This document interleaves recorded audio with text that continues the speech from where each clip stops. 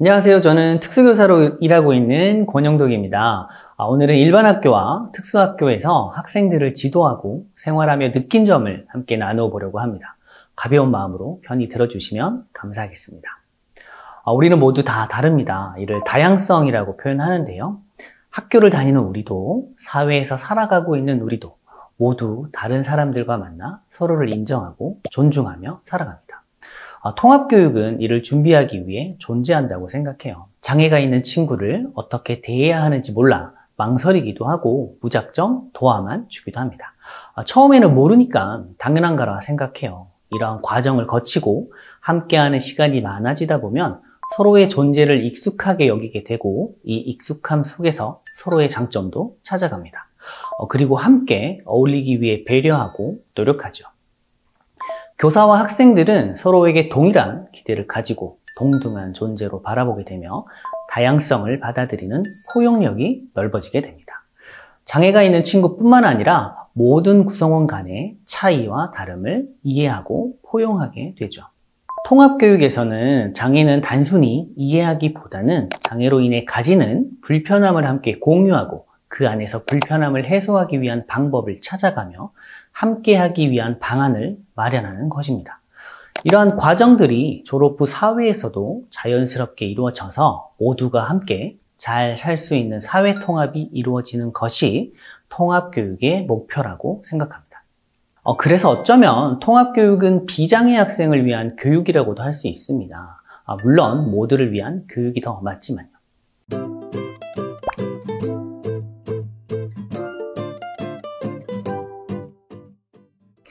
일반 학교에는 종종 특수학급이 있습니다. 이 특수학급의 친구들은 대부분 지적장애나 자폐성 장애가 있는 학생들이에요. 이러한 장애를 우리는 발달장애라고 부르죠. 발달은 국어사전에 이렇게 정의되어 있어요. 신체, 정서, 지능 따위가 성장하거나 성숙함.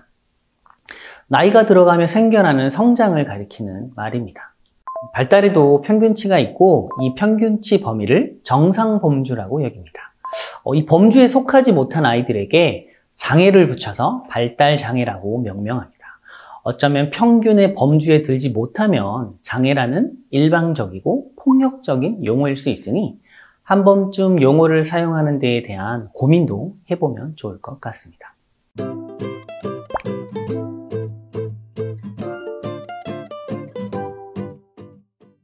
우리나라에서 발달장애인은 지적장애와 자폐성 장애를 말해요.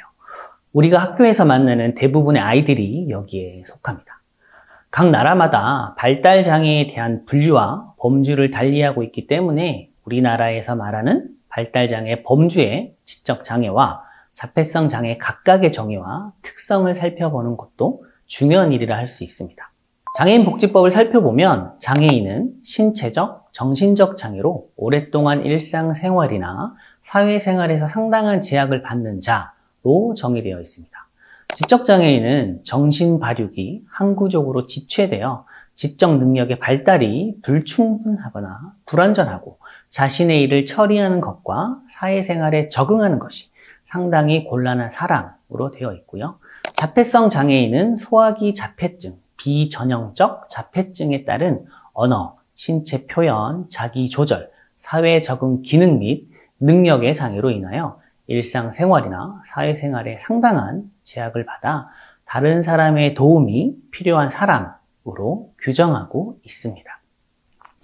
장애 특성이 어떠어떠하다라고 하는 것이 아니라 지적 자폐성 장애인은 어떠어떠한 제약을 받는 사람, 어떠어떠한 곤란한 사람, 어떠어떠한 도움이 필요한 사람으로 표기되어 있는데요. 이는 사회 서비스를 이용하기 위한 자격 여부를 결정하는 기준 마련 또는 시스템의 편의성을 마련한 것일 수도 있습니다. 그럼 이러한 정의와 특성을 우리는 어떤 시선으로 바라봐야 하는지 함께 살펴보겠습니다. 먼저 지적장애는요, 선천적 혹은 후천적 원인으로 지능과 적응행동 기능이 비장애인보다 낮은 장애로 정의되어 있습니다. 하지만 장애인마다 개별적 행동 특성은 모두 다를 수 있습니다. 흔히 말하는 지적장애의 특징들이 다 나타나는 것이 아니라 모두 다 다르게 나타나며 개별적 특성이 있습니다. 이는 장애, 비장애 상관없는 개개인의 성향이라 할 수 있는데요. 우리도 모두 다 다르듯 말입니다. 흔히 특정 장애는 정해진 특징이 있다고 하는데 대표성일 뿐이지 일반화해서는 안 됩니다. 다음으로 지적장애의 정서적, 사회적 특징인데요. 지적장애인도 경험을 통해서 배우고 사랑이나 독립적 삶, 타인으로부터의 존중에 대한 욕구 등이 다른 사람과 다르지 않습니다. 그리고 기회의 부족이 성공 경험의 부족으로 이어져 새로운 일에 대한 큰 기대감이나 관심이 없을 수 있습니다. 이는 장애로 인한 기회 부족 또는 실패의 연속으로 기대감이나 관심이 없어서 쉽게 좌절하고 포기하는 경향이 있음을 뜻합니다. 그래서 장애, 비장애 상관없이 모두에게 동등한 기회를 부여하고 성공의 기회를 가질 수 있도록 지원해야 합니다. 자존감이 낮은 친구들은 능력에 맞게 할 수 있는 것들을 제시하고 많은 성공과 칭찬, 격려의 경험을 제공하면 좋습니다. 신체 건강상 특징으로는 장애 정도에 따라 신체적 기능 발달이 지체되는 경우가 있기도 하지만 동일한 특징으로 적용하기는 어려우며 대부분 신체적 특징이 크게 다르지 않습니다. 저 아이는 장애가 있으니 수명이 짧을 거야 또는 심장이 약할 것이다 라는 건 편견입니다. 그리고 요즘은 기대 수명도 높아져서 지역사회 복지관 등에는 40대 연령의 발달장애인을 위한 프로그램, 50대 프로그램, 60대 이상 프로그램들도 많습니다. 지적장애의 지능적 특징은 일반적으로 조음장애와 언어 발달의 지연으로 발음이 정확하지 않는 등 언어로 사용하는 의사소통에 어려움이 있을 수 있다. 문제 해결을 위해 응용 및 종합적 사고에는 약하나 교육을 통해 향상될 수 있다로 나타납니다. 장애는 질병이 아니기 때문에 기능적인 측면의 어려움은 인정하고 그 능력 안에서 교육과 훈련이 이루어져야 합니다. 지적장애는 지적인 측면에 어려움이 있지만 교육과 훈련을 통해 많은 것을 배우고 익힐 수 있습니다. 그리고 행동적 특징으로 정리된 내용들을 보면 하나의 일에 몰두하거나 집착하는 성향이 있을 수 있어 융통성이 부족한 것으로 보이기도 한다고 되어 있는데 행동 특성은 모든 당사자가 조금씩 다르고 융통성이 부족한 게 아니라 좋아하는 일에 좀 더 관심을 두는 것이라고 할 수 있습니다. 네, 다음은 자폐성 장애의 특성에 대해 살펴보겠습니다. 자폐성 장애는 신경 발달 장애로 의사소통이 어려우며 사회적 상호작용 이해력이 어려울 수 있다로 설명되고 있습니다. 자폐성 장애는 사회적 소통에 어려움이 있음으로 보이는데 사실 그 특징을 잘 파악하면 좋은 소통이 가능하며 그로 인한 의미 있는 관계성도 가질 수 있습니다. 흔히 왜 소통이 안 되지? 사회성이 왜 없을까라고 하는데 이는 우리가 의사소통을 언어적 주고받음만을 생각하기 때문입니다. 그냥 그 사람의 특징으로 보고 그 사람이 표현하고자 하는 것을 알아가기 위해 함께 노력하면 의미 있는 의사소통이 가능합니다. 정서적 사회적 특징 중 하나로 당사자가 동일 연령 집단보다 상위 연령 집단의 사람들과 사회적 관계를 잘 형성할 수 있다는 말이 있습니다. 이를 풀이해보면 상위 연령, 그러니까 당사자가 본인보다 나이가 많은 사람과 소통할 때는 어른 되는 사람이 허용을 더 많이 하는 경향이 있기에 수용에 있어서 더 유리하므로 사회적 관계가 더 잘 형성될 수 있다는 의미입니다. 다시 말해 우리가 좀 더 있는 그대로 보고 좀 더 호용적인 자세를 취한다면 좋은 관계가 될 수 있다는 것입니다. 신체 건강상 특징으로는 다른 사람들과 크게 차이가 나지 않는 것으로 나타납니다. 지능적 특징으로는 언어 발달의 지연 또는 비형성이 나타나며 언어 발달 형성에도 말의 의미를 이해하는데 어려워할 수 있고 의사소통 방법으로 반향어를 사용한다로 표현됩니다. 음성언어, 말을 통한 의사소통에 어려움이 있고 상대방이 한 말을 따라하는 반향어를 사용하는 특징이 있습니다. 이 반향어는 자폐성 장애의 특징 중 하나인데 본인의 의사소통 방법일 수 있으므로 상황에 맞게 잘 지켜보고 소통의 방법으로 활용하면 좋습니다. 간혹 우리는 자폐는 천재다 라는 말을 듣습니다. 그동안 방영된 여러 드라마의 영향도 한몫하고 있는데요. 특정 분야에서 천재성을 보이는 자폐성 장애인을 서번트 신드롬이라 합니다. 이는 마치 장애를 극복한 것처럼 비추어지거나 또는 자폐성 장애가 있는 이들에게서만 천재성을 보는 것처럼 오해를 하게 만듭니다. 장애든 비장애든 특정 분야에서 뛰어남을 보이는 것은 장애가 이유가 아님을 알아야 합니다. 행동적 특징으로는 고정행동, 상동행동 등의 행동적 특징을 보이고 익숙한 환경이나 일상적인 것이 갑자기 바뀌게 되면 어려워한다가 있습니다. 상동행동은 같은 동작을 반복하는 모습으로 몸 흔들기, 그리고 손 흔들기, 박수치기, 발끝 걷기 등이 있습니다. 이러한 행동들은 무의미한 것이 아니고 이유가 분명 존재합니다. 주로 무료하거나 어떤 감각적인 추구를 하거나 스스로 안정감을 찾기 위함 등의 이유로 상동행동을 하기도 합니다. 그리고 변화에 민감할 수 있으므로 미리 일정에 대해 알려주면 당사자가 좀 더 안정적으로 생활할 수 있습니다.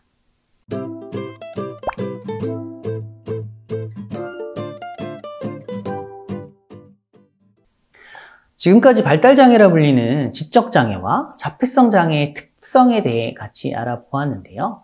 발달장애가 있는 친구들은 일반 학급의 학생처럼 공부하는 것에 어려움도 있습니다. 그래서 발달장애 학생들을 위한 교육과정과 교과서가 만들어졌습니다. 특수학급에서는 주로 이 교과서로 공부하고 있는데요. 대학 수학능력 시험을 준비하는 공부는 아니고 일상을 살아가는 데 필요한 지식을 배웁니다. 일상생활에 필요한 기초 지식은 물론 등하교 방법, 식사와 생활 예절, 몸단장, 씻기, 사람을 대하는 기술 등이죠. 그리고 특수학급의 정원은 4에서 7명으로 정해져 있어요. 왜 이렇게 적은 인원일까요? 장애가 있는 친구들은 저마다 장애 정도와 능력의 차이가 커서 각자에게 맞는 교육을 받아야 하기 때문입니다. 특수교사는 학생 한 명 한 명을 다른 눈높이에서 편견 없이 바라봐야 합니다. 여러분들도 마찬가지라고 생각합니다. 장애가 있다고 해서 못할 거야 라고 단정 짓고 학생의 능력과 한계를 미리 짐작해 교육하거나 대한다면 그 학생은 성장할 수 없습니다. 학생과 적극적으로 소통하고 그 학생의 기준에서 무엇을 가르치고 함께 해야 할지 고민해야 해요. 그리고 장애 학생이라고 해서 배우지 못할 일은 없습니다. 다만 시간이 좀 더 걸릴 뿐입니다. 한 학생은 원래 혼자서 버스를 타지 못했는데 제가 학부모님하고 함께 2년 동안 꾸준히 교육한 결과 스스로 버스를 타고 등하교하는데 성공했어요. 그 학생은 이제 누군가의 도움 없이 혼자서 버스를 이용할 수 있어요. 이게 별거 아닌 것 같지만 생각해 보세요. 가고 싶은 곳에 혼자서 갈 수 없어서 늘 누군가에게 도움을 요청해야 하는 그 마음이 어떨까요? 선생님 안녕하세요. 오늘 아이가 혼자 버스를 타고 집에 왔어요. 졸업 전에 성공했습니다. 오다가 편의점에서 초코우유까지 사들고 와서 씩 웃고 바로 헬스장에 갔어요. 많이 컸죠? 하지만 장애라는 한계는 인정해야겠죠. 아무리 배우려고 해도 어려운 것이 있습니다. 그런데 할 수 있다는 기준을 바꿔보면 어떨까요? 꼭 무언가를 혼자서 해야만 한다는 기준에서 벗어나 볼까요? 어떤 목표를 달성하기 어렵다면 도움을 받거나 다른 방법을 동원할 수 있습니다. 혼자서 지하철 타는 게 어렵다면 지하철 탑승을 도와주는 활동 지원사를 부르면 됩니다. 스스로 돈 관리가 어렵다면 돈 관리 서비스를 사용하면 됩니다. 혼자서 물건값을 계산하는 게 어렵다면 카드를 사용하는 방법을 배우고 요리해서 밥을 차려 먹는 게 어렵다면 반조리 식품을 먹거나 배달앱을 활용하면 되겠죠. 물론 스스로 할 수 있다면 가장 좋겠지만 섣부르게 포기할 수는 없어요. 이렇게 특수교사는 아이들을 가르치고 돕는 새로운 방법을 늘 찾아야 해요. 그 과정이 즐거움이 되기도 한답니다. 여러분들도 반의 학생 또는 지역사회에서 함께 살아가고 있는 누군가에게 그들이 어려워하는 무언가를 함께 할 수 있도록 새로운 방법을 찾아가는 그 과정의 즐거움을 느껴보시기 바랍니다.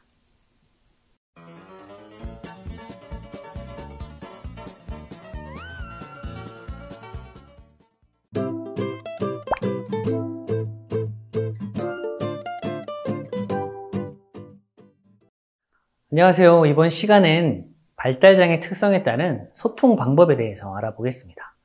발달장애 당사자는 어떤 사람과 함께하고 싶을까요? 내가 만약 당사자라면 어떤 사람을 만나고 싶어 할까요?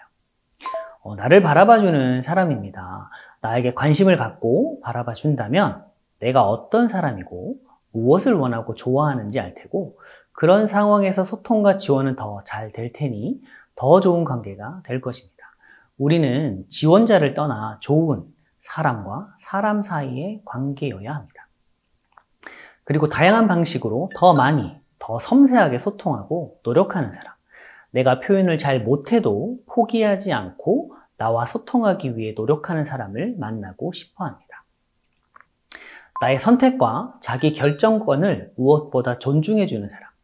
무엇보다 사람을 우선하고 소중히 여기며 다른 사람의 입장보다 나의 입장에서 생각해주는 사람을 원합니다. 그럼 지원자, 우리가 말하는 자기결정권의 의미는 무엇일까요? 먼저 yes라고 말하고 함께 길을 찾는 창의적인 과정이라 할 수 있습니다. 당사자가 자기결정을 통한 의견을 제시할 때 우리는 그것이 어떤 것이든 no라고 하기보다는 먼저 yes라고 말한 뒤 함께 방법을 찾아보면 됩니다. 우리는 결정을 대신해 주는 게 아니라 그들의 결정을 지원해 주는 사람입니다. 그렇다면 우리 이 문장에 대해서 생각해 볼까요? 발달장애인에게 대학 교육이 필요한가요? 이 질문은 필요하다와 필요하지 않다라는 두 가지 대답을 전제로 하는 것인데, 필요하지 않다라는 의미를 질문 안에 담고 있습니다. 하지만 우리나라처럼 대학 진학을 많이 하는 나라에서 이 질문은 바람직하지 못합니다. 이는 차라리 발달장애인에게 대학 교육을 어떻게 지원해야 합니까? 로 바꾸어야 합니다. 그리고 대학을 갈지 말지 선택하는 것은 당사자의 몫이고, 당사자가 대학을 가고자 한다면 우리는 대학을 가서 대학 생활을 잘 할 수 있도록 지원하면 됩니다.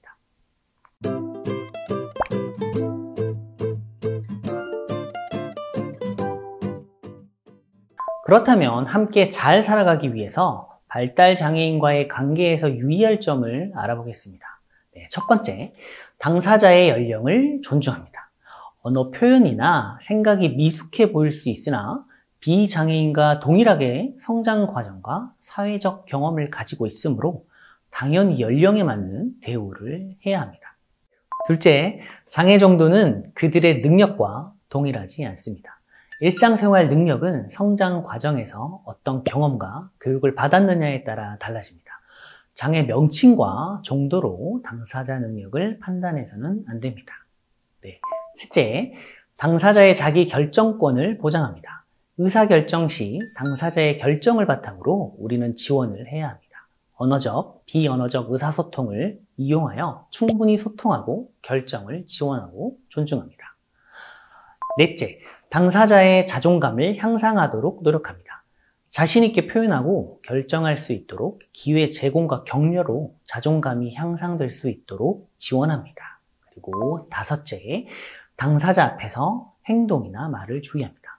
당사자가 모를 것 같아도 다 알고 있습니다. 혹 모르더라도 그러면 안 되겠죠.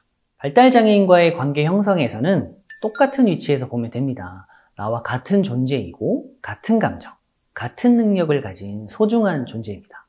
인지 능력이 부족하다고 나보다 못하다 생각하면 안 됩니다. 서로 잘하는 것이 있고 우리는 결국 서로를 도우며 살아갑니다. 그리고 친밀한 관계가 되고 서로 신뢰가 쌓여야 교육 또는 대인관계에서의 효과도 그만큼 높아집니다.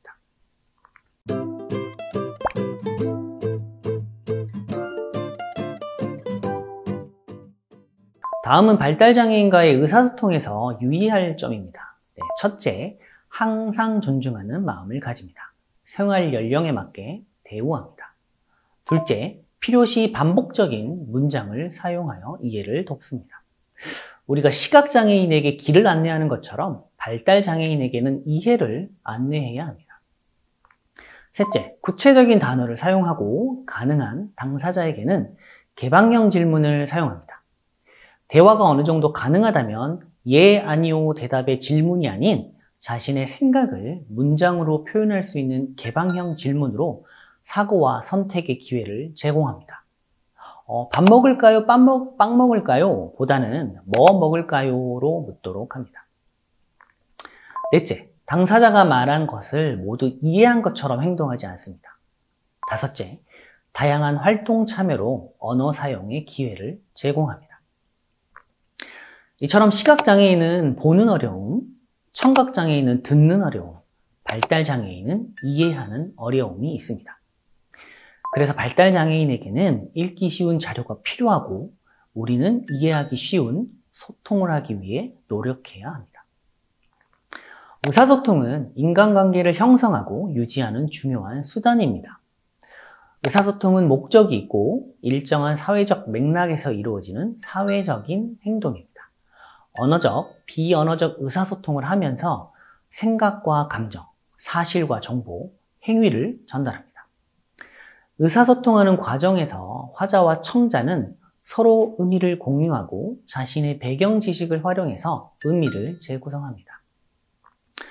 여기서 우리는 의사소통을 꼭 언어로 이루어진다는 고정관념에서 벗어나야 합니다. 몸짓, 행동, 눈짓 등 오랜 관찰과 관심이 있다면 언어가 아닌 소통의 방법을 알 수 있게 됩니다. 이러한 소통의 방법으로 서로 소통하다 보면 당연히 좋은 관계가 됩니다. 작은 움직임의 의미까지 알고 반응한다면 당사자는 더 많은 소통을 위해 표현하고 노력할 것입니다.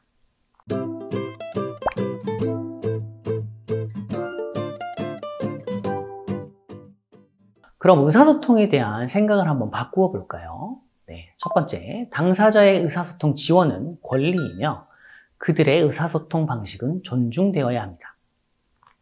보행이 어려운 신체적 장애인에게 휠체어가 필요하듯이 의사소통에 어려움이 있는 발달장애인에게는 의사소통 지원이 필요하기에 권리로서 지원하고 그들의 다양한 의사소통 방식이 있는 그대로 존중되어야 합니다. 둘째, 당사자들은 각자의 방법으로 이미 의사소통을 하고 있습니다. 당사자는 이미 각자의 방식으로 의사소통하고 있으므로 이를 지원자가 적절히 관찰하여 파악하는 것이 중요합니다. 이때 가족, 가까운 지인의 의견도 큰 도움이 됩니다.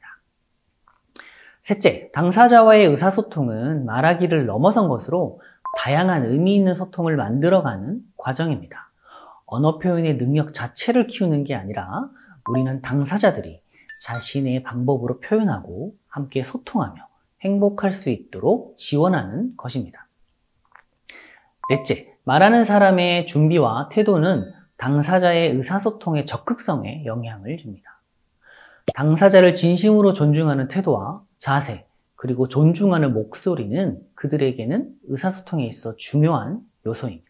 그래서 발달장애인과 좋은 의사소통을 하려면 먼저 그들의 모든 소통 방법을 존중하고 찾아야 합니다. 그리고 정보를 수집해야 하고 그들의 특성에 맞게 표현하고 수용할 수 있도록 다양한 방법을 찾아야 합니다. 그리고 발달장애인과의 의사소통에서 기본 원칙은 명확하게, 단순하게, 느리게 또는 빠르지 않게, 그리고 적절한 억양과 표정, 제스처, 시각적 지원입니다.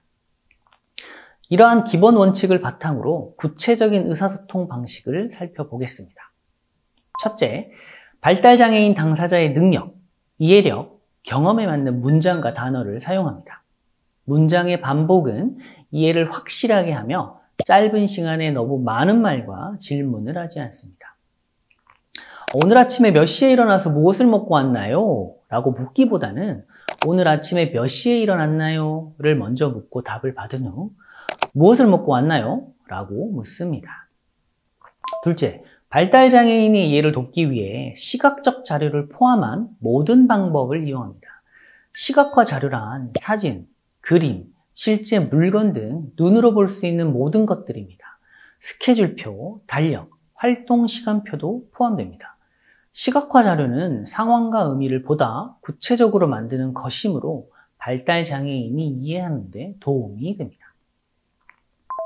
셋째, 새로운 단어의 의미를 설명하고 관용어나 요약된 표현은 가급적 피하도록 합니다. 새롭거나 어려운 단어는 항상 그 의미를 설명해주고 숨은 의미가 있는 관용어보다는 의미가 잘 전달되도록 있는 그대로의 내용을 말합니다. 당신은 손이 크네요 보다는 당신은 씀씀이가 크대요 로 표현합니다.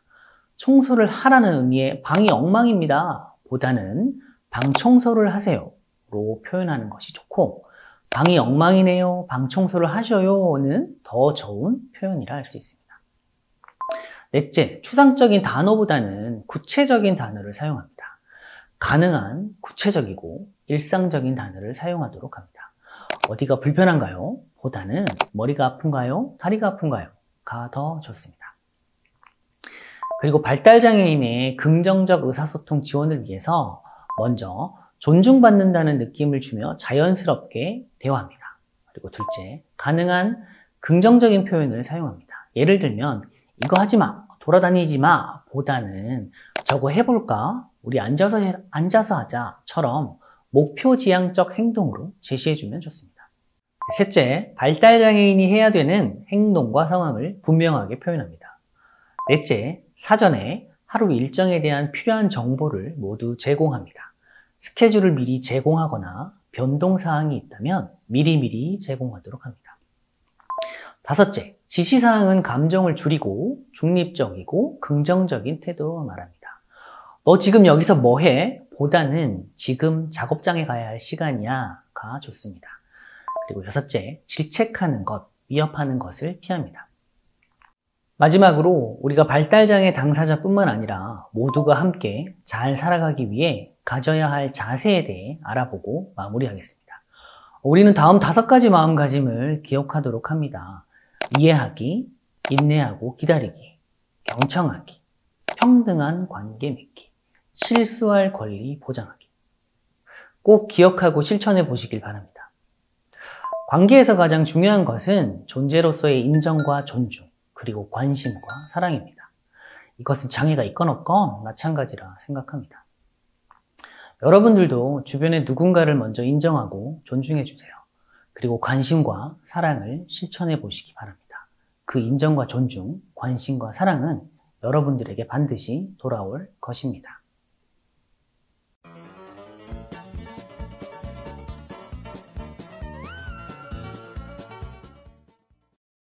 안녕하세요. 이번 시간엔 발달장애 학생과 함께하기 위한 지도 방법을 알아보겠습니다.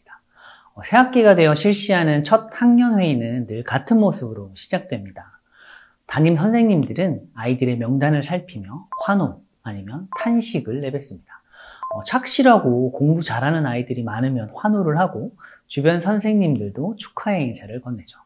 반대로 문제를 일으키거나 생활 지도에 어려움이 있는 아이들이 많으면 많을수록 표정은 어둡고 말수는 줄어들죠. 주변 선생님들은 격려와 위로의 인사를 건네게 됩니다. 그리고 또 하나의 같은 모습이 있습니다. 바로 특수를 계산하는 모습입니다. 아이들의 명단에는 이름 옆에 비고란이 있는데 이곳은 보통 공란입니다. 공란이 대부분인 이곳에 무언가 적혀 있을 때는 그중 하나가 특수라서 명단을 받아드는 순간 눈에 확연히 들어오게 됩니다. 대부분의 선생님들은 명단에 포함된 우리 아이들을 반기지 않습니다. 아이들이 미워서가 아니라 통합학급을 어떻게 운영해야 할지 몰라서죠. 우리 아이들이 포함되게 되면 일반학급은 통합학급이 되고 담임 선생님은 우리 아이들의 원만한 학급 적응과 통합학급 운영을 위해 연간 계획을 세워야 합니다.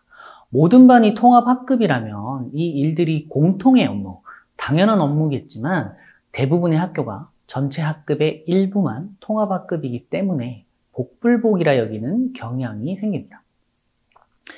간혹 특수교사인 제가 옆에 있는 걸 알면서도 또 특수가 있네, 몇 년째야 라는 어려움을 토해내기도 합니다.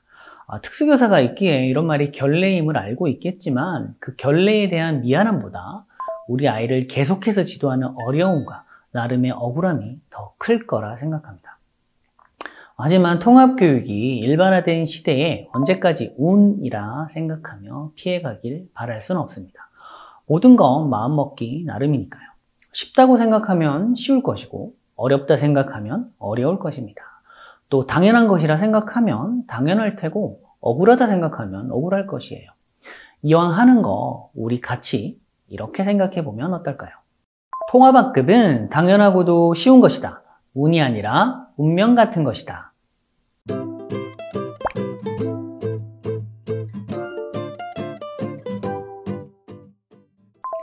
특수교육 대상 학생 아이들 덕분에 통합학급을 운영하게 되었다면 대부분의 교사들은 당장 무엇부터 준비해야 할지 막막해합니다. 통합학급은 당연하고도 쉬운 것입니다. 일단 통합학급의 운영 흐름을 살피며 시작하면 됩니다. 학급 운영에 있어서 3월이 제일 바쁘고 중요하듯 통합학급 운영도 마찬가지입니다. 3월을 잘 준비하면 1년이 편안하게 잘 굴러갑니다. 3월 한 달은 특수학급의 운영과 함께 맞물려 돌아갑니다. 3월에 해야 할 중요한 일은 4가지가 있습니다. 첫째, 통합학급 적응 기간. 둘째, 상담. 셋째, 개별화 교육 지원팀 협의회. 넷째, 장애공감 분위기 형성입니다. 통합학급 적응 기간은 특수교육 대상 학생이 새로운 학급에 적응하고 소속감을 느낄 수 있게 통합학급에서 대부분의 시간을 보내는 것입니다. 이 기간은 우리 아이들뿐만 아니라 모든 아이들에게 필요한 시간입니다. 모두가 새로운 환경에 적응할 시간이 필요하기 때문이죠. 선생님, 친구들과 소통하며 서로를 알아가는 기회를 갖고 수업과 학교 생활에 적응할 수 있도록 해야 합니다. 보통 2주 정도의 적응 기간을 가지며 이 기간에 비장애 아이들이 우리 아이들을 학급의 일원으로 서로 인정하고 서로에 대한 친밀감을 형성하며 친구로의 관계를 만들어가는 게 가장 중요하다고 생각합니다. 적응 기간에 담임 선생님은 특수교사와 함께 아이의 특성을 파악하고 학급에 잘 적응할 수 있게 지원해야 합니다. 친구들과 잘 어울릴 수 있도록 격려하고 소통의 기회를 만들어주면 됩니다. 조회, 종례 시간을 활용하여 우리 아이들에게 관심을 보이면 좋고 이름을 부르거나 짧은 안부와 인사, 격려를 하면 아이들의 학급 적응과 친구들 간의 친밀감 형성에 도움이 됩니다. 무조건 우리 아이들에게만 관심을 보여달라는 건 아닙니다. 다른 아이들과 마찬가지로 적응을 위한 아이들에게 관심을 더 보이는 만큼이면 충분합니다. 적응 기간 동안 좋은 친구를 선정합니다. 좋은 친구는 우리 아이들이 학교 생활을 잘 할 수 있도록 도와주는 친구인데 되도록 지원하여 할 수 있게 하되 진심으로 친구를 위하고 책임감 있게 1년을 보낼 수 있는 친구로 선발하면 좋습니다. 이동 수업, 학교 일정 등을 잘 챙겨주고 간혹 우리 아이들이 학급에서 적응하는데 어려움을 보이거나 학교 폭력에 노출될 때 교사에게 바로 알릴 수 있도록 안내하고 독려해야 합니다. 특히나 학교 폭력에 노출되었을 때 의사소통과 자기 방어에 어려움이 있는 우리 아이들은 초기에 해결되지 않을 경우 학교 폭력이 장기화되고 집단화되는 경우가 생깁니다. 한 번은 의사소통에 어려움이 있던 우리 아이를 여러 명의 아이들이 망까지 보면서 수개월을 괴롭힌 일이 있었습니다. 처음에는 장난으로 시작했다고 하지만 좋은 친구가 친구들의 보복이 두려워서 알리지 못하는 바람에 사건이 점점 더 심각해졌습니다. 같은 교실에 있던 다른 친구가 그 모습을 보고 담임 선생님께 양심 고백을 하면서 학교 폭력이 멈추게 되었지만 사건을 해결하는 데는 2년이 넘게 걸렸습니다. 그리고 자리 배치가 중요합니다. 아이의 특성을 고려하여 특수교사와 협의한 뒤 적합한 자리에 배치해야 합니다. 아이들의 수업 참여를 높이고 도전적 행동 발생도 줄여줄 수 있는 자리로 배치하면 좋은데 학기 초라 시간이 부족하여 아이의 정보 파악이 어려울 수 있으니 특수교사 또는 학부모와 꼭 협의하여 결정하도록 합니다. 학기 초 교사로서 가장 중요한 것은 장애와 비장애 구분 없이 학생들을 학급 구성원으로 인정하는 것입니다. 장애가 있다고 학급 활동에서 배제해서는 안 됩니다. 학급을 꾸려나가는데 우리 아이들도 학급에서 역할을 가져야 하고 청소나 행사 등에 모두 참여해야 합니다. 학급 규칙에서 제외시키는 것은 배려가 아니라 차별임을 알아야 합니다. 이렇게 모든 활동에 함께 참여한다면 학급 구성원으로서의 소속감을 느끼고 장애, 비장애 구분 없이 서로를 인정하고 수용하는 통합학급이 될 수 있을 것입니다. 상담은 학생들이 학교 생활을 잘 할 수 있도록 어려움을 확인하고 지원하기 위해 이루어집니다. 학기 초 학생 상담과 학부모 상담은 매우 중요한데 이는 우리 아이들과 학부모도 마찬가지죠. 3월 기간 동안 우리 아이들과 학부모들은 특수교사와 상담을 하는데 간혹 미리 통합학급 담임 선생님과 인사를 드리기도 하지만 대부분 특수교사와의 만남으로 상담은 끝이 납니다. 우리 아이들도 학급 구성원의 한 명으로 인정하고 통합학급을 운영한다면 당연히 상담에서도 동일하게 대해야 하겠죠. 우리 아이들과 학부모도 여느 아이들과 학부모처럼 학교 생활에 대해 궁금해합니다. 같은 마음으로 먼저 연락하여 상담을 요청해 보면 어떨까요? 입시 위주의 상담에서 오는 큰 고민이 담긴 어려운 상담은 아닐 테니 서로의 신뢰와 친밀감 형성을 위해서 꼭 먼저 연락해서 상담이 진행되길 바랍니다.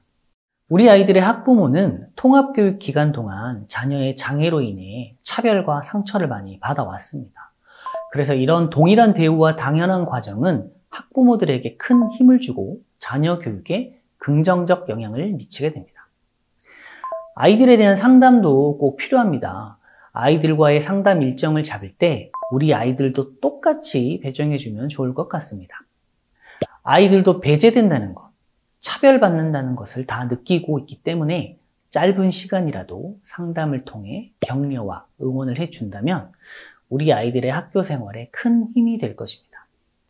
실제로 담임 선생님과 상담 시간이 잡히면 그걸 자랑하고 다니는 친구가 있을 정도로 우리 아이들은 차별과 배제에서 벗어나는 것만으로도 동등한 기회를 주는 것만으로도 큰 힘을 얻는다는 것을 알아주시면 좋겠습니다. 그리고 간혹 상담 중에 어려운 문제가 생긴다면 특수교사와 함께 협의하면 좋습니다. 학부모의 어려운 질문이나 요구사항 등은 바로 답하기보다는 특수교사와 협의 후 제시하길 바랍니다. 특수교사는 통합학급 교사를 위해 언제든 준비되어 있으니 도움이 필요할 땐 요청하면 됩니다. 이러한 요청이 많을수록 통합학급 운영은 더 잘 될 것이라 생각합니다. 그리고 우리 아이들의 행동으로 수업 방해가 된다고 이야기하는 친구들이 있습니다. 이럴 땐 일단 아이들에게 교육받을 권리가 있음을 알려야 합니다. 그리고 우리 아이들이 무조건 수업을 방해하고 학업 분위기를 나쁘게 하는 것이 아님을 설명하고 이는 비장의 아이들도 마찬가지임을 알립니다. 그런데도 계속된 수업 방해가 발생한다면 함께 문제를 해결할 방법을 찾아보고 해결을 위해 노력해야 합니다. 또한 특수교사도 문제 해결을 위해 함께 협의하고 적극적으로 지원함을 알리면 좋습니다. 개별화 교육 지원팀 협의회는 매학기 시작 후 30일 이내에 실시합니다. 특수교육 대상 학생의 요구에 맞는 교육과 지원을 위해 보호자, 특수교사, 일반 교사 등으로 지원팀이 구성됩니다. 통합학급 교사는 개별화 교육 지원팀 협의회에 참석하여 통합교육에 필요한 사항을 협의하고 결정합니다. 각 학교별로 운영 방법이 다르긴 하지만 통합학급 담임은 개별화 교육 지원팀 협의회에 반드시 참석해야 합니다. 수업 참여 및 생활지도 방법, 시간표 및 일정, 시험 응시 방법, 학교 행사 참여 방법 등을 함께 협의하고 결정합니다. 입시 위주의 고등학교는 특수교사의 주도하에 대부분이 이루어지지만 통합학급을 위해 필요한 내용들은 꼭 함께 공유하면 좋습니다. 장애 공간 분위기 조성은 통합학급 운영에서 가장 중요한 부분입니다. 장애가 아닌 사람의 초점이 맞춰질 수 있게 해야 합니다. 장애에 대한 바른 인식과 태도를 갖게 하고 긍정적인 관계 형성을 통해 모두가 학교 생활에 잘 적응할 수 있게 해야 합니다. 장애 공간 분위기 조성을 위해 별도의 시간을 빼서 1, 2회 하는 것은 그다지 권하지 않습니다. 되도록 학기 초부터 조회, 종례 시간 등을 통해 간단히 그리고 꾸준히 이루어지면 좋습니다. 특별한 내용이 아닌 동등한 학급 구성원임을 안내하면 됩니다. 장애를 보지 않고 사람을 볼 수 있게 안내하고 모두가 잘 지낼 수 있도록 학급 차원에서 지원하고 배려할 수 있는 일은 무엇인지 함께 고민해보면 좋습니다. 간혹 어려움이 발생하면 함께 해결할 방법을 찾고 함께 해결해보는 경험을 지원하면서 이러한 과정과 경험이 훗날 지역사회에서 장애, 비장애 구분 없는 사회 통합으로의 밑거름이 될 수 있도록 합니다. 통합교육은 장애 학생만이 아닌 비장애 학생까지 모두를 위한 교육입니다.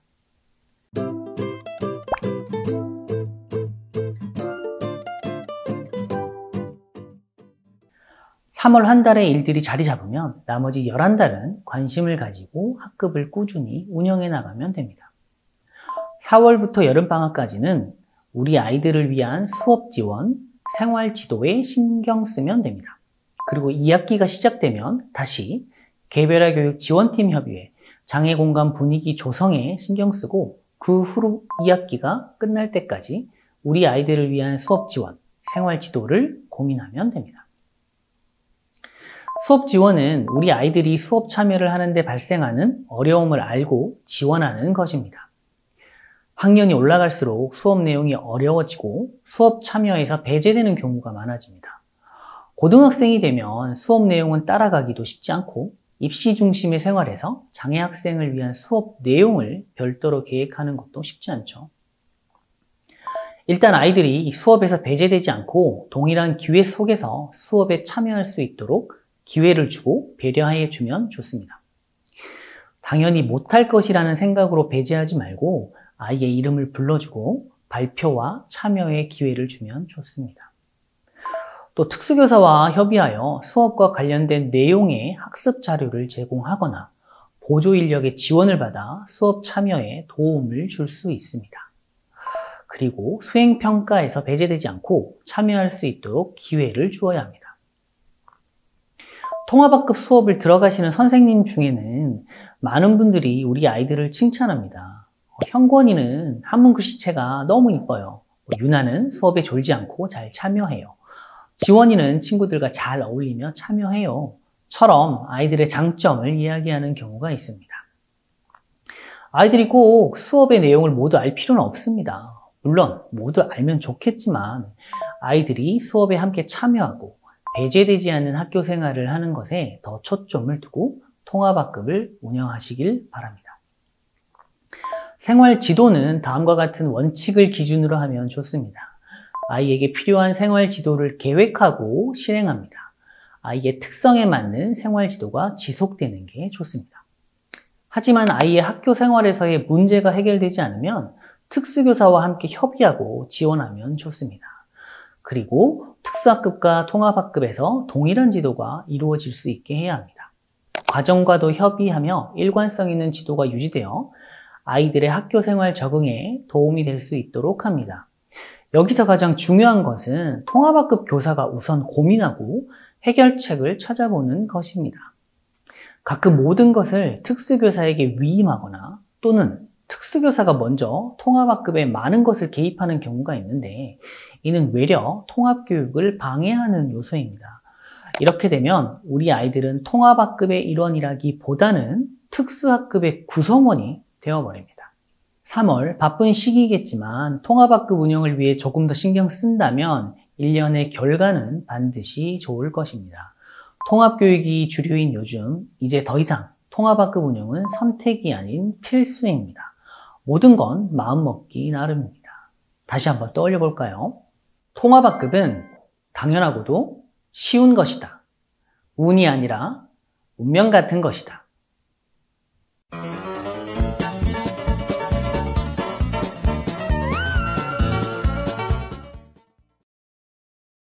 안녕하세요. 특수교사 김예림, 특수교사 현혜림입니다.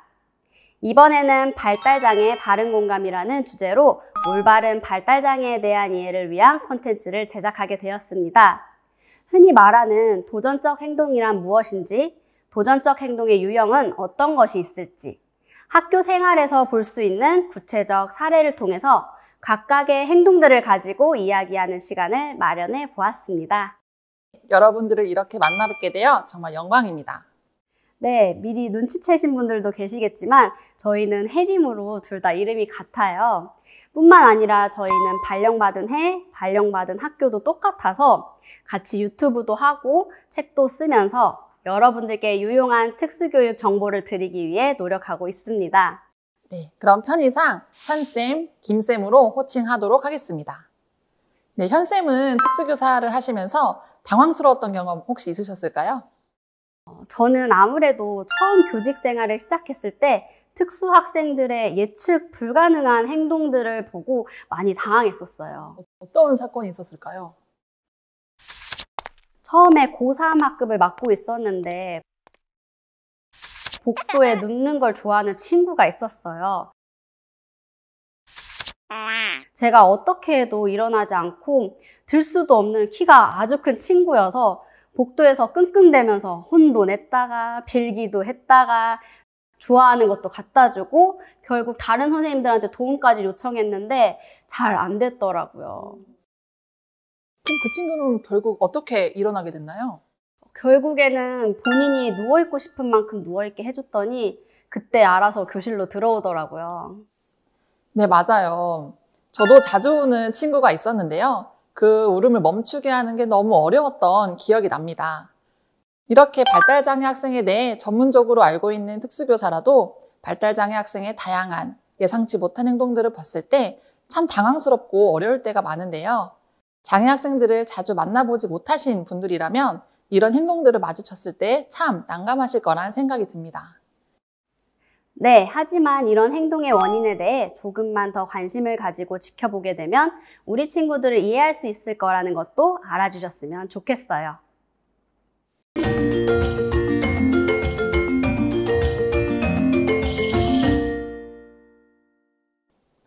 네, 도전적 행동이란 뭘까요?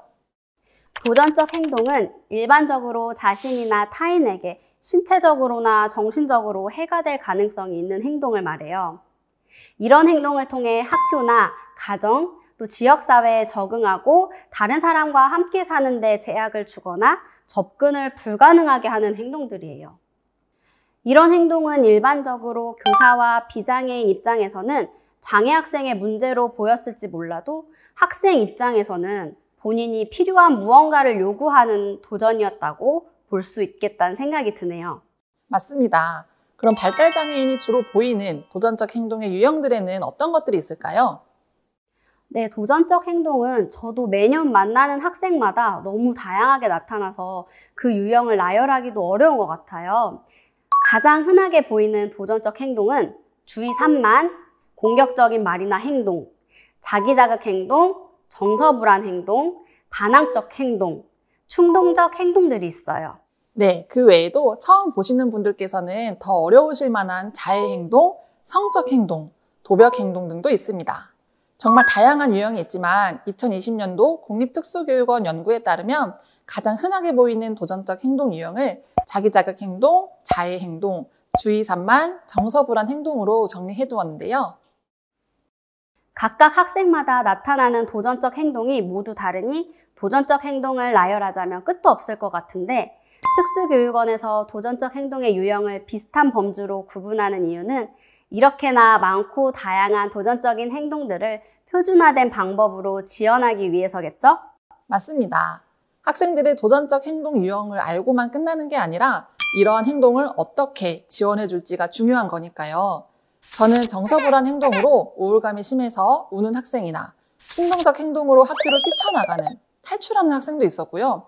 자해 행동으로 자신의 머리를 세게 때려서 피가 나던 학생, 빈 교실에서 친구들의 물건을 훔치던 도벽 행동이 있는 학생까지 정말 다양한 도전적 행동들이 떠오릅니다. 한쌤은 생각나시는 도전적 행동 혹시 있으실까요? 네, 저는 주의 산만했던 학생이 기억에 남는데요.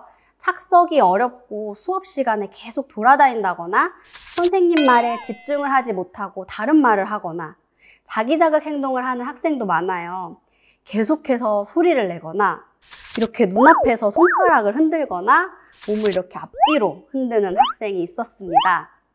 이렇게 말로만 얘기하면 주의 산만한 행동과 자기자극 행동이 별 차이가 없다고 생각되실 수도 있는데요.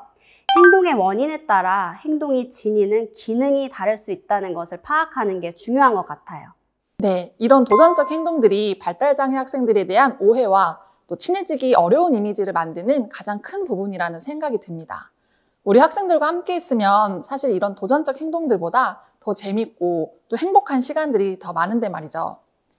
그럼 이런 학생들의 도전적 행동의 원인을 함께 알아볼까요?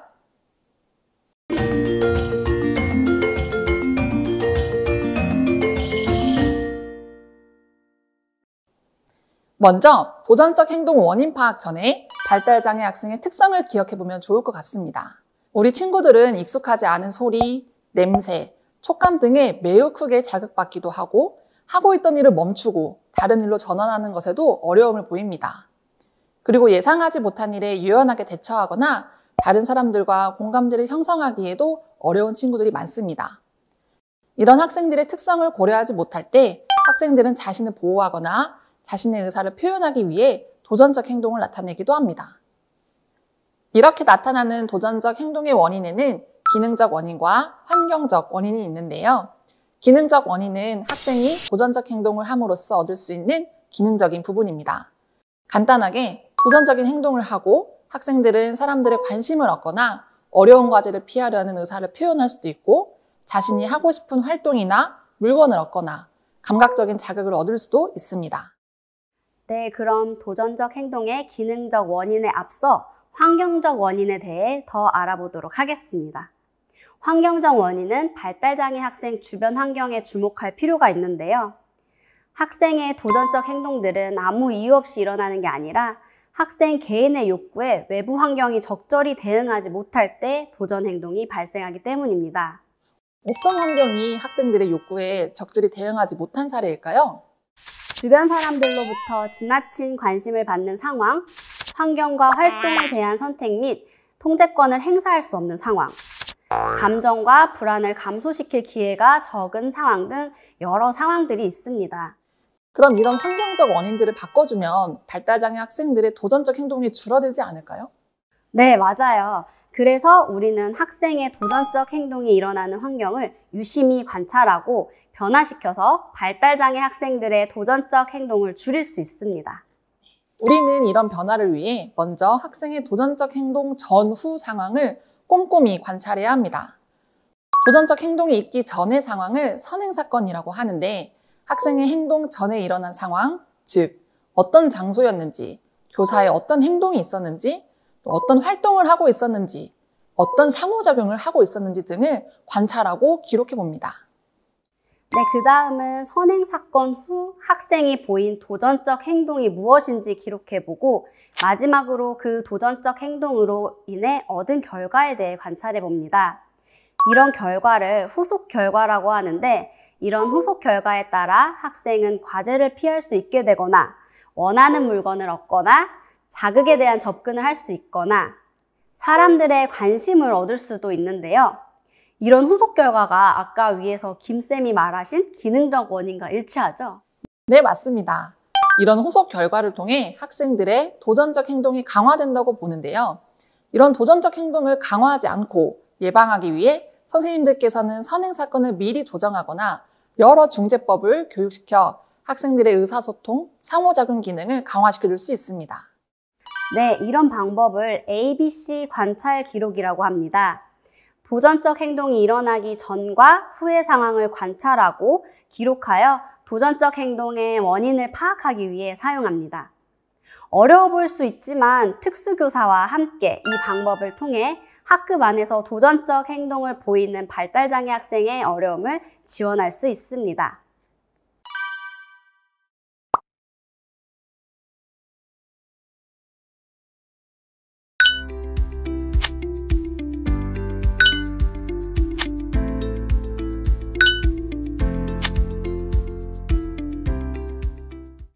지금까지 학생의 도전적 행동의 정의와 유형, 환경적 원인에 대해서 알아봤습니다. 조금 생소하지만 이런 내용을 알고 있다면 도전적 행동에 조금 더 쉽게 접근하실 수 있을 겁니다. 네, 그럼 오늘 배운 내용들 잘 기억해 주시면 좋겠습니다.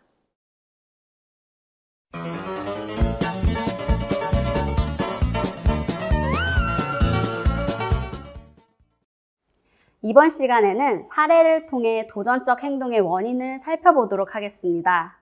아이들의 도전적 행동에는 다 이유가 있는 것 같아요. 이번 시간에는 그 이유들에 어떤 것들이 있는지를 배우는 시간이 될 것 같은데요. 네, 맞습니다. 도전적 행동의 기능적 원인을 크게 4가지로 구분해서 알아보는 시간을 갖도록 하겠습니다. 기능적 원인에는 어떤 것들이 있을까요? 현재 특수교육에서는 도전적 행동의 원인을 크게 4가지로 구분하고 있습니다. 첫째, 관심 끌기. 둘째, 과제나 자극 피하기. 셋째, 원하는 물건이나 활동 얻기. 넷째, 감각 자극 얻기로 구분합니다. 이렇게 단어만 말하니까 어렵게 느껴지실 수 있을 것 같은데요. 현쌤, 혹시 학창시절에 하기 싫은 활동을 꼭 해야만 했을 때 어떻게 하셨을까요? 억지로 했던 것 같아요. 하기 싫어도 꾹 참으면서요. 오, 너무 훌륭하셨네요. 저 같은 경우는 수업 시간에 졸기도 하고 멍 때리기도 자주 했던 것 같은데요. 회피하고 싶지만 회피할 수 없을 때 대안이었죠. 우리 학생들도 회피하고 싶은 과제나 활동들이 있을 텐데 의사표현을 하는 데 있어 좀 거칠고 잘 다듬어지지 않은 언행들로 표현을 해서 선생님들이 느끼시기에 도전적 행동으로 느껴지게 되는 것 같습니다. 하지만 잘 다듬어지지 않은 언행들을 도전적 행동이 아닌 회피하고 싶다는 의사표현으로 받아들인다면 선생님들도 학생들을 보다 더 잘 이해하고 지도하는 데 수월하실 수 있을 거라는 생각이 듭니다. 맞습니다. 하지만 모든 도전적 행동을 4가지 기능적 원인으로 명확히 나눌 수 있는 것은 아닙니다. 학생의 특성, 상황적 요인, 배경사건 등에 의해 원인이 다양할 수 있기 때문에 이 학생의 도전적 행동은 A이다, B이다 라고 단정 짓는 것은 주의해야 할 부분입니다. 그래서 2가지 사례를 가지고 다양한 원인을 분석해보는 시간 가져보도록 하겠습니다.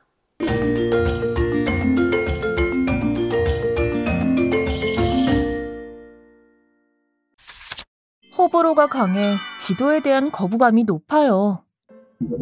학생이 호불호가 확실하고 고집이 세서 지도하기가 어렵습니다.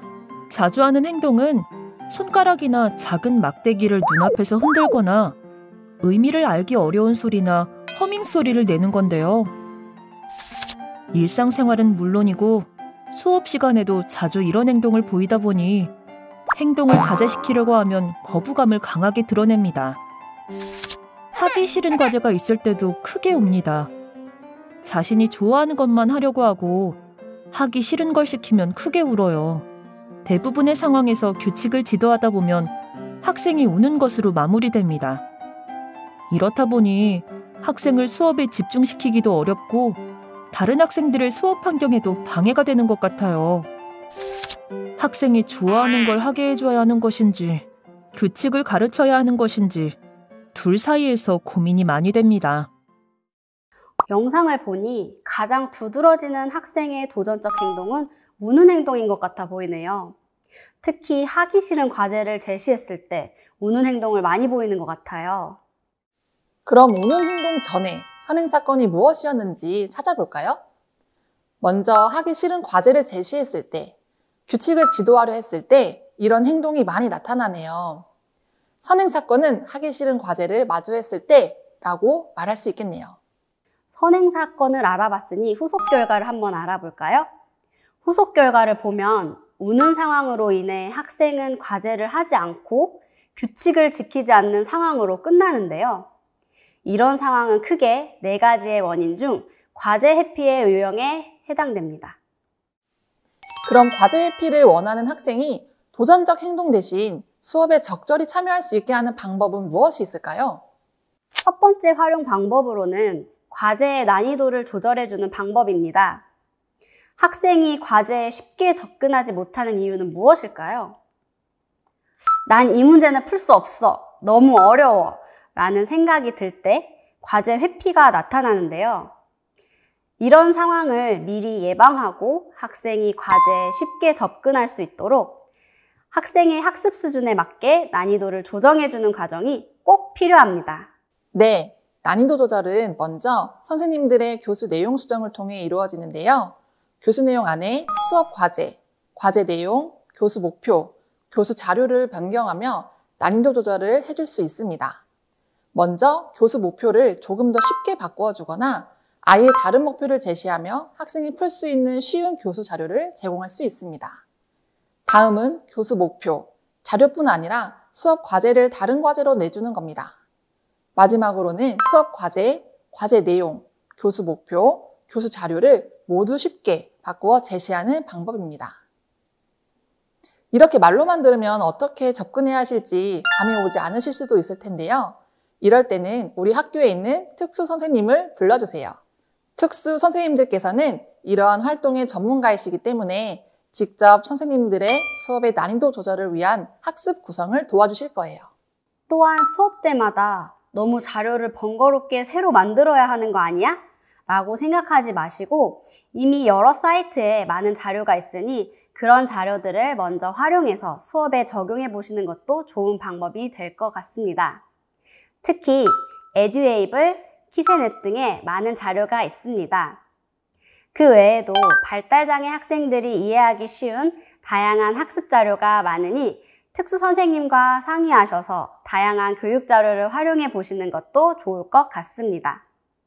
학기 초 IEP 회의 때 학생의 수준에 따른 교육 방법에 대해 특수 선생님과 상담하시는 것이 가장 좋을 것 같습니다. 두 번째 활용 방법으로는 대체할 수 있는 의사소통 수단 지도하기가 있습니다. 위 학생은 하기 싫은 과제를 마주할 때마다 우는 행동을 통해 회피하려 한다고 생각해 볼 수 있는데요. 이때 중요한 것은 울 때마다 과제를 회피할 수 있게 한다면 우는 행동이 의사소통 수단이 되어 그 행동은 더욱 강화가 될 것입니다. 학생에게 적절한 대체 기술을 가르치고 도전적인 행동은 줄여가는 것은 중요한데 이를 기능적 의사소통 훈련이라고 합니다. 기능적 의사소통 훈련을 통해서 사회적으로 타당한 행동들을 의사소통 수단으로 습득해 간다면 학생의 대인관계나 사회성에도 긍정적인 측면이 있겠네요. 교실 속에서 어떻게 적용하면 좋을까요? 차별 강화를 해주는 것입니다. 차별 강화란 바람직한 행동을 차별적으로 강화해 바람직하지 않는 행동을 감소시키는 것으로 벌과 같은 혐오 자극 없이 행동을 지도할 수 있는 방법입니다. 학생이 우는 행동으로 자신의 의사표현을 할 때에는 주어진 과제를 피할 수 없게 해야 합니다. 여기서의 올바른 대체 행동은 원하는 것을 직접 말하는 행동이 되겠죠. 너무 어려워요 라든지 과제가 하기 싫어요 라는 올바른 대체 행동을 했을 때에는 즉각적으로 바로 앞에서 배웠던 것처럼 과제의 내용이나 목표를 바꿔주는 것입니다. 그래야만 의사소통의 기능이 학생에게 명확히 인지될 수 있습니다. 혹시나 언어적인 표현이 어려운 학생이라면 손을 들어서 밖으로 나가겠다는 손짓을 한다든지 그림이 그려져 있는 의사소통판을 사용하게 하는 것도 좋습니다. 어떤 대체 행동을 교수할지는 학생의 수준에 따라서 지도하시면 좋을 것 같습니다.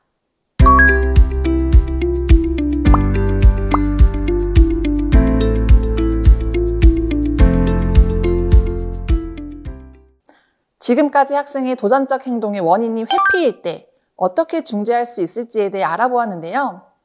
첫째, 학생 수준에 맞는 과제 난이도로 조절하기. 둘째, 차별 강화를 통해 대체할 수 있는 의사소통 수단 지도하기였습니다. 이외에도 학생의 도전적 행동이 과제를 회피하기 위함이라 생각되실 때는 과제를 제시할 때 학생이 선택할 기회를 주거나 기다려주는 시간을 통해 학생이 작은 과제라도 성공 경험을 맛볼 수 있도록 지도해 주시는 것이 좋습니다.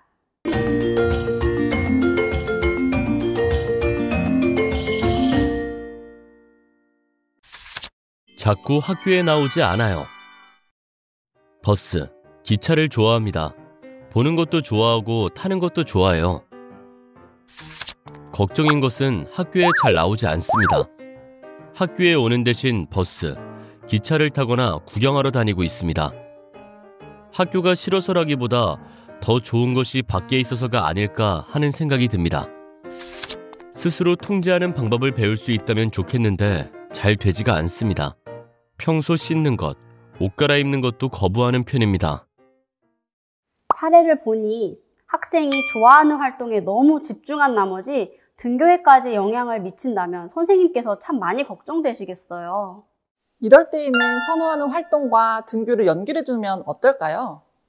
네, 이럴 때는 학생이 선호하는 활동이나 물건을 활용해주면 좋아요. 등하교 시간에 버스나 전철을 타고 학교에 올 수 있게 지원하거나 출석을 잘할 시에는 현장 체험 학습이나 사회 적응 훈련, 직업 훈련 등으로 기차를 타고 원하는 곳에 갈 수 있는 기회를 제공해주는 방법으로요. 하지만 특수학급 수업과 다르게 이 학생 한 명만을 위해서 현장체험학습이나 사회적응 훈련을 나가기에는 어려움이 있습니다. 그래서 가정과 협의해서 행동계약서를 쓰는 방법도 좋은 방법이 될 것 같습니다. 맞아요. 행동계약이란 학생이 어떤 행동을 할 것인지 약속하고 그 결과에 따라 어떤 보상과 벌이 이루어진다는 내용을 상호 간에 합의한 계약이에요. 행동계약서에서는 학생이 지켜야 할 행동뿐만 아니라 조건, 보상 내용, 계약 기간 등이 자세히 적혀 있어야 합니다. 단, 행동계약서에는 글을 읽고 이해할 수 있는 수준의 학생에게 적용될 수 있는 방법입니다. 또한 계약서는 문서로 출력해 눈에 자주 띄는 곳에 게시해 주시면 좋습니다. 선호하는 것이 분명한 학생이라면 받고자 하는 보상을 함께 결정하고 보상을 받기 위한 행동 조건을 함께 협의하는 과정에서 많은 동기를 얻게 될 겁니다. 학생이 시각적으로 잘 볼 수 있게 점검표를 만들어서 약속을 지킨 날 등을 표시할 수 있게 해주면 더욱 좋겠죠? 맞아요. 마지막으로 행동계약서를 작성할 때는 학생, 부모님, 교사 모두 함께 협의하는 것도 중요하답니다. 행동계약서를 쓸 때 학생이 지켜야 할 행동은 모두 이해할 수 있도록 구체적으로 제시하는 것이 좋습니다. 또한 학생이 적절히 수행할 수 있는 내용으로 구성해야 합니다. 그리고 학생이 얼마 동안 행동을 지켜야 하는지 기간을 꼭 기록해 주세요. 정해진 날짜가 없다면 우리도 행동을 지속하는 게 너무 힘들잖아요. 또한 행동을 잘 지켰을 경우 받게 될 보상과 그 방법은 학생과 함께 결정해 주세요. 학생이 좋아하고 원하는 것이 보상이 될 때 효과적이에요. 사례 속의 학생에게는 버스와 기차를 보거나 타는 것이 되겠죠? 네, 맞습니다. 그리고 행동계약서에 학생의 서명을 받음으로써 행동계약에 대한 중요성을 더욱 부여할 수 있습니다. 그리고 매일매일 자신의 행동을 점검할 수 있도록 점검표를 제시해 주는 것도 좋습니다. 행동계약서는 정말 쉽고 간단하게 학생들의 도전적 행동을 긍정적으로 지원하기 좋은 방법인 것 같아요. 그럼 다음 사례도 함께 보실까요? 줄이나 규칙이 어긋나는 걸 못 견뎌요. 아직 장애인 등록을 하지 않은 학생이에요. 규칙과 순서를 중요하게 여기는 성격입니다. 줄을 맞추는 것, 딱 맞게 조립하는 것을 좋아합니다. 그런데 이런 성향이 때때로 스스로 스트레스 받는 요인이 되는 것 같습니다. 시간표가 갑자기 바뀌는 것을 힘들어하고 규칙을 잘 지키지 않는 다른 학생을 보면 스트레스를 받습니다. 모둠 활동 책상을 배치할 때 책상 줄이 맞지 않으면 맞추려고 계속 애를 씁니다. 줄 맞추는 시간이 길어질수록 모둠 활동에 지장이 생겨요. 다른 학생들은 이 상황을 달가워하지 않고요. 규칙이나 줄을 맞추는 것도 중요하지만 다른 학생과 원만한 관계를 이루면 좋겠는데요. 관계의 중요성을 교육하고 있지만 쉽지는 않네요. 이 학생은 자폐성 장애에 두드러지는 특징을 보이는 학생이네요. 자폐성 장애 학생들은 익숙한 환경이나 일정을 따르는 것에 안정감을 느끼죠? 맞습니다.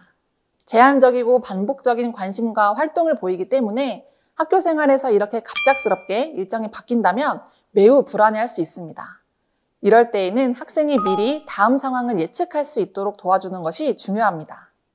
김쌤께서 말씀하신 예측할 수 있도록 도와주는 것. 이게 가장 키포인트인 것 같아요.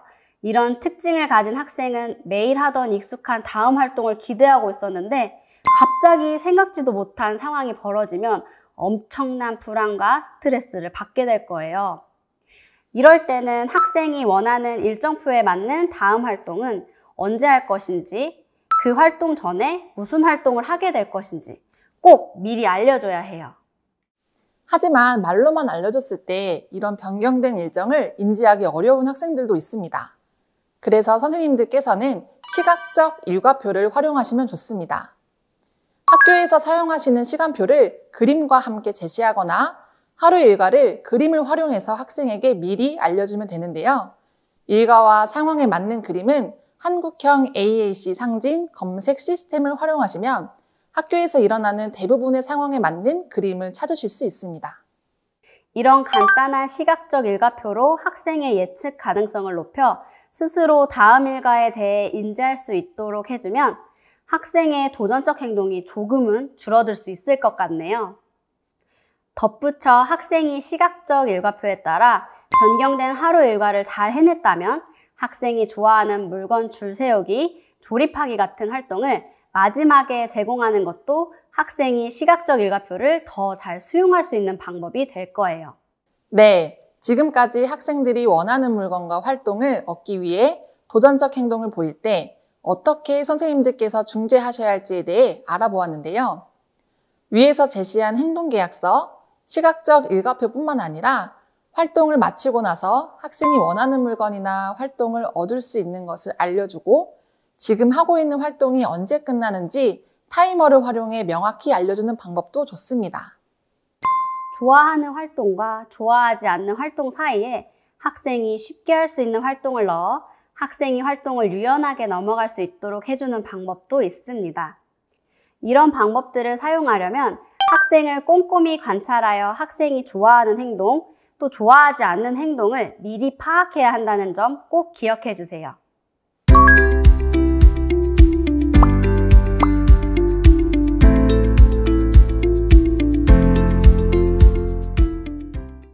지금까지 학생의 도전적 행동의 원인이 원하는 물건 또는 원하는 활동 얻기일 때 어떻게 중재할 수 있을지에 대해 알아보았는데요. 이럴 때는 학생이 자신의 행동을 스스로 통제할 수 있도록 행동계약서를 쓰거나 시각적 일과표를 제시하는 방법에 대해 이야기해 보았습니다. 이런 중재 방법을 통해 한 번에 학생들의 도전적 행동이 사라진다거나 180도 변한다거나 하는 경우는 거의 없겠죠? 저희도 10년 가까이 특수교사를 하면서 매번 학생들과 다짐하고 또 실패하고 이를 통해 함께 성장하고 있습니다. 다이어트를 결심하는 저 또한 매번 작심삼일인데 학생들한테 100%의 변화를 바랄 수는 없으니까요. 맞습니다. 하지만 선생님들의 이런 지속적인 관심과 사랑이 학생들을 조금씩 변화하고 성장하게 만들 수 있다는 사실을 기억해 주시면 좋을 것 같습니다.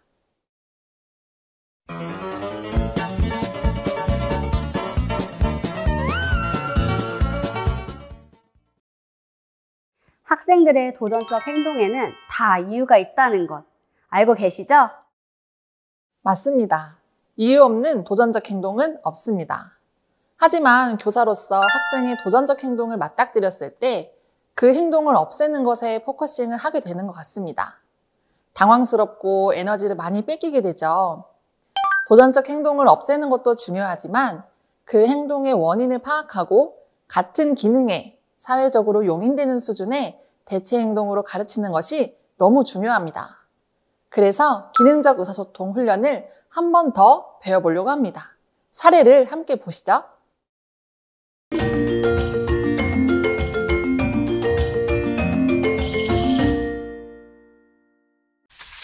자신에게 무관심한 것을 못 견뎌요. 수업 시간에 갑자기 노래를 부르거나 자기가 애니메이션에서 본 대화를 말해요. 이름을 부르면 답변도 곧잘하고 조용히 하겠다고 하지만 어느새 또다시 노래를 부르거나 친구와 대화를 시도해 수업을 진행하기가 어렵습니다. 수업이 중간중간 계속 끊기니 학생 본인이 수업 참여하기에도 어렵고 다른 학생들도 마찬가지라 학생들이 불만을 가지기도 합니다. 글자 쓰는 걸 좋아하는 학생이라 쓰는 활동을 접목하면 공부에 집중할 수 있게 도와줄 수 있을 것 같은데 좋은 아이디어가 떠오르지 않습니다. 어떻게 하면 좋을까요? 네, 이제 선생님들도 보이실 것 같습니다. 이 학생이 보이는 도전적 행동들의 의사소통적 기능이 무엇일까요? 친구들의 관심을 끌기 위해 다양한 시도를 하고 있는 것이 보이네요. 맞습니다. 선생님과 친구들의 관심을 끌기 위해서 노래를 하거나 대화를 시도하는 방법을 의사소통 수단으로 사용하고 있는 것이 보입니다.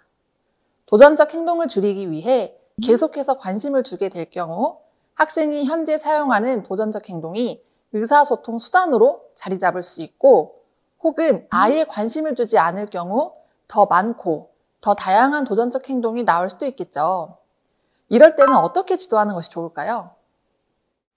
앞서 도전적 행동에 의사소통적 기능이 있다고 배웠으니 올바른 의사소통 수단을 지도하고 대체 행동을 할 때만 강화해주고 도전적 행동들이 나올 때는 강화를 절대 주지 않는 그런 방법을 적용해보면 어떨까요? 역시 현명하십니다. 이 학생이 배워야 할 대체 행동은 질문이 있을 때만 말로 표현하기입니다. 수업 시간에 궁금한 질문을 하는 경우에만 관심을 주고 그 외에는 관심을 주지 않는 거죠. 이러한 사회적 기술은 대표적으로 비디오 모델링과 같은 방법이 효과적인데 아마 특수 선생님께서 지도하시게 될 것 같고 우리가 할 수 있는 지도 방법은 습득한 대체 행동에만 관심을 주고 다른 도전적 행동이 다시 보일 때 절대 관심을 주지 않는 것입니다. 이때 반학급 친구들에게 미리 공지를 해주어서 모두가 동일하게 반응하려는 노력이 중요합니다. 혹은 타행동 차별 강화라에서 도전적 행동이 일어나지 않을 때 대체 행동을 먼저 강화해주는 방법도 좋습니다. 학생이 관심을 요구하지 않을 때도 주기적으로 선생님께서 먼저 관심을 주는 것이죠. 활동 시작 전, 중간, 활동 후에 주기적으로 관심을 주면서 관심을 요구하지 않는 것을 강화합니다. 아마 처음에는 도전적 행동이 줄어들지 않고 늘어나는 경향이 보일 수 있습니다. 이를 속어 폭발이라고 합니다. 하지만 일시적인 사례가 대부분이기 때문에 그 기간을 조금 인내하시고 반 구성원이 지속적으로 올바른 대체 행동에만 관심을 준다면 학생의 도전적 행동이 점차 사회적인 행동으로 변화되어 갈 것입니다.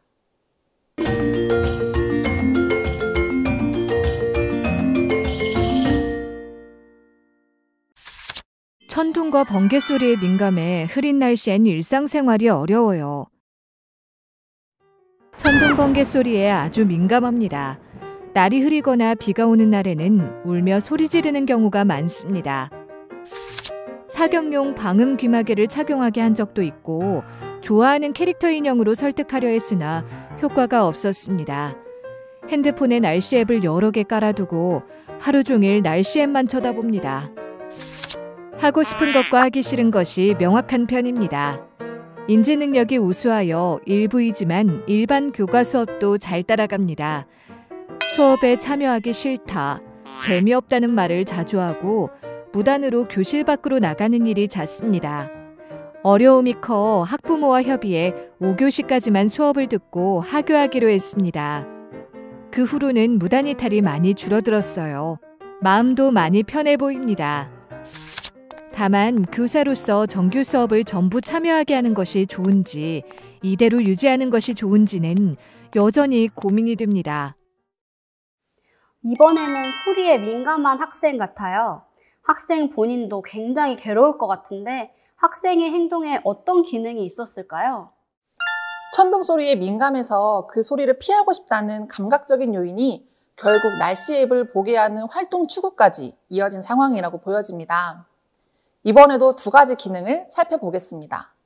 날이 흐리거나 비가 오면 천둥이 칠까 무서워서 우는 행동은 감각 방어로 볼 수 있습니다. 감각을 방어한다는 것은 스스로 제어할 수 없는 과도한 자극을 피하고자 하는 것입니다. 보통 자폐성 장애 학생에게 많이 나타나는 특징인데요.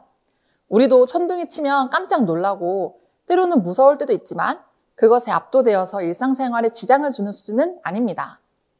하지만 사례 학생의 경우는 받아들일 수 있는 감각적 용량이 작아서 천둥 소리나 풍선이 터지는 소리에도 과도한 행동을 나타낼 수 있는 것입니다. 이와 반대로 감각을 더욱 필요로 하는 행동도 있을 수 있는데 감각 자극이라고 합니다. 몸의 각성 수준이 높아서 과한 자극을 받아야만 하는 것을 의미합니다. 예를 들면 자신의 머리를 계속 때린다든지 가만히 서 있지 못하고 뛰는 행동 등이 있을 수 있습니다. 맞습니다. 그렇다면 이번에는 감각적 요인으로 인해 날씨 앱을 계속 보게 되는 문제가 파생되었는데 이 행동의 기능에 대해서도 살펴보도록 하겠습니다. 날씨 앱을 보지 못하게 하면 분노하거나 책상에 머리를 찢는 행동은 물건 및 활동 얻기에 기능이 있는 행동이라고 볼 수 있을 것 같은데요. 물건 및 활동 얻기도 말 그대로 원하는 물건이나 활동을 얻고 싶어 하는 것을 의미합니다. 원하는 것을 가지고 싶어 하는 것은 문제가 되진 않지만 적절하지 않은 상황과 시간, 장소에서 혹은 적절하지 않은 대상에게 요구하게 된다면 문제가 될 수 있겠죠. 또 날씨 앱을 보기 위해 머리를 찌을 때마다 날씨 앱을 보게 되는 경우가 많아진다면 오히려 잘못된 행동이 강화가 되어 고착될 수 있는 가능성도 있습니다. 그럴 수 있겠네요. 그렇다면 학생의 행동이 감각 조절의 영역과 물건 및 활동 얻기의 기능일 때 어떻게 지도해야 하는지 너무 궁금한데요. 감각 조절의 영역에서는 날씨를 하루 종일 확인하는 행동을 정해진 시간에만 할 수 있도록 정해주는 게 좋아요. 저희 반에도 수업 화면에 전자시계를 꼭 띄워놔야 하는 학생이 있는데요. 점점 시계를 띄우는 시간을 줄이고 쉬는 시간으로 한정하는 쪽으로 지도하고 있습니다. 주간 날씨, 일별 날씨 등을 출력해서 학생 책상에 붙여놓는 등 핸드폰 외의 방법으로 날씨 정보를 접해 날씨를 예측할 수 있게 해주는 것도 좋습니다. 좋은 방법이네요. 그리고 인지 능력이 좋은 학생이라고 하시니 학생과 함께 학생에게 맞는 스트레스 관리법을 찾아보시는 방법도 좋을 것 같습니다. 여러 자극으로 힘들 때 어떻게 해야 마음의 안정감이 생기는지 경험하게 하는 겁니다. 자신에게 맞는 이완법을 찾아보는 건데요. 잔잔한 음악을 듣거나 밖에 나가서 심호흡을 한다거나 잠깐 특수학급에 다녀오거나 하는 식으로 자기만의 방법을 만들어갈 수 있도록 해주시면 좋을 것 같습니다. 사례의 학생은 날씨 앱 보기라는 활동을 얻고 싶어 했습니다. 날씨 앱을 보는 게 잘못된 행동은 아닌데 적절하지 않은 시간에 지속적으로 보려고 했던 것이 문제가 되었던 것이죠. 이럴 때 학생과 함께 날씨 앱을 보는 시간을 정하는 것이 좋습니다. 맞아요. 특히 학생이 자폐성 장애 학생인 경우 제한적이고 반복적인 관심과 활동을 보이기 때문에 날씨 앱을 보는 반복적인 행동을 통제하는 것이 어려울 수 있습니다. 이럴 때는 학생이 미리 다음 상황을 예측할 수 있도록 말보다 시각적으로 도와주는 것이 중요합니다. 김쌤이 말씀하신 시각적으로 예측할 수 있도록 하는 것이 가장 키포인트인 것 같아요. 이런 특징을 가진 학생은 자주 하던 날씨 앱 보기라는 익숙한 다음 활동을 기대하고 있는데 갑자기 보지 못하게 한다면 엄청난 불안과 스트레스를 받게 될 거예요. 이럴 때는 학생과 함께 일정표를 공유하면서 날씨 앱을 언제 보는 것이 좋을지 함께 정해보는 것이 도움이 될 거예요. 하지만 말로만 알려줬을 때 이런 변경된 일정을 인지하기 어려운 학생들도 있습니다. 그래서 선생님들께서는 시각적 일과표를 활용하시면 좋습니다. 학교에서 사용하시는 시간표를 그림과 함께 제시하거나 하루 일과를 그림을 활용해서 학생에게 미리 알려주면 되는데요. 일과와 상황에 맞는 그림은 한국형 AAC 상징 검색 시스템을 활용하시면 학교에서 일어나는 대부분의 상황에 맞는 그림을 찾으실 수 있습니다. 네, 학생의 특성이 하고 싶은 것과 하기 싫은 것이 명확한 학생이라고 하셨으니 시각적 일과표를 활용해 선호하지 않는 활동 뒤에 좋아하는 활동을 할 수 있도록 함께 교과 시간을 활용해 시각적 일과표를 만들어 보시면 좋을 것 같습니다. 시각적으로 명확히 보여주기 위해서 환경 구성을 해주는 방법도 있습니다.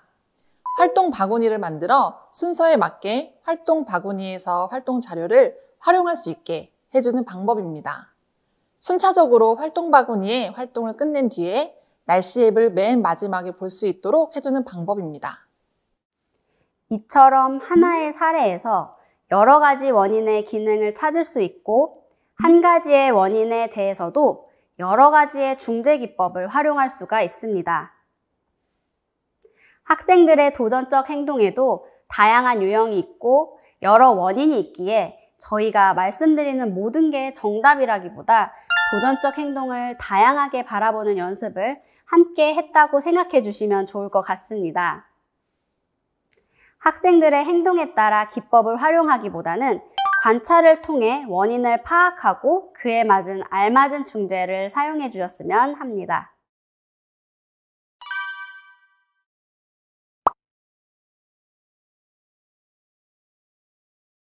지금까지 학생의 도전적 행동에 대한 지도 방법을 함께 알아봤는데요. 어떠셨나요? 저희가 나눈 사례보다 더 많은 사례가 있을 텐데 현장에서 학생 지도를 하시는 선생님들의 노고가 너무나도 느껴지는 시간이었습니다. 특수교사들에게도 학생의 도전적 행동 지도는 매우 장기적이고 세심한 관찰이 필요한 영역입니다. 특수교사와 학부모님과 꼭 협력하시어 학생들을 지도해 가시면 훨씬 수월하게 지도하실 수 있으리라 생각됩니다. 이 영상을 보시는 선생님들을 무한 응원하게 되네요. 이 영상이 선생님들께 많은 도움이 됐으면 좋겠습니다.